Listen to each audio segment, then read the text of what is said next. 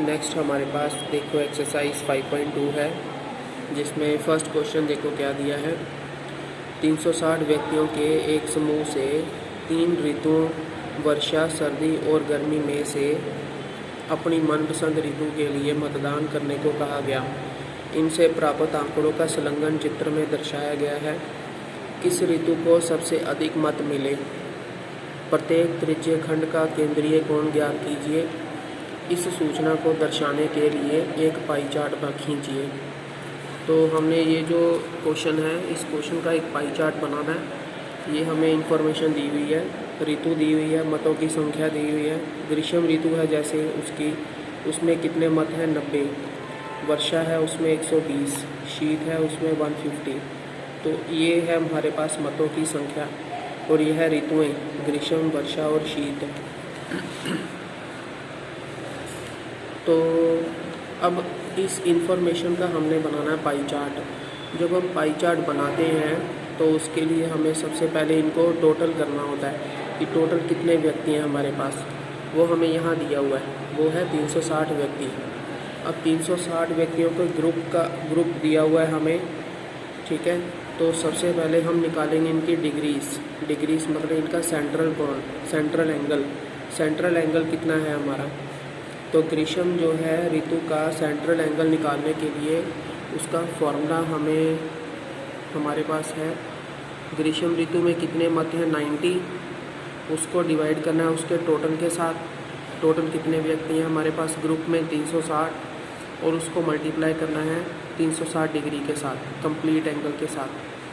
तो 90/360 व्यक्ति into 360 degree, ठीक है। तो ये 360 के साथ कट गया तो हमारे पास आ गया 90 डिग्री।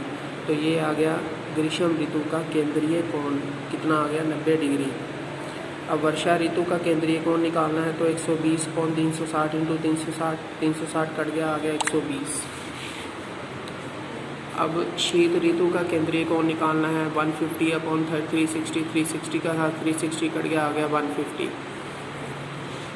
अब हमारे पास सेंट्रल एंगल आ गए, वर्षा का भी आ गया, ग्रीष्म ऋतु का, शीतकालीन का भी आ गया, सबका आ गया हमारे पास सेंट्रल एंगल। 90 डिग्री आया ग्रीष्म का, तो 90 डिग्री ड्रॉ कर लेना है सर्कल के अंदर। 120 डिग्री वर्षा का है, 120 डिग्री बना लेना है। और शीत हमारे पास 150 आया, और कंपास की हेल्प से बना लेना है फिर 150 डिग्री शीत का। तो ऐसे करके बनाना हमने पूरा पाई चार्ट, इसको कहते हैं पाई चार्ट।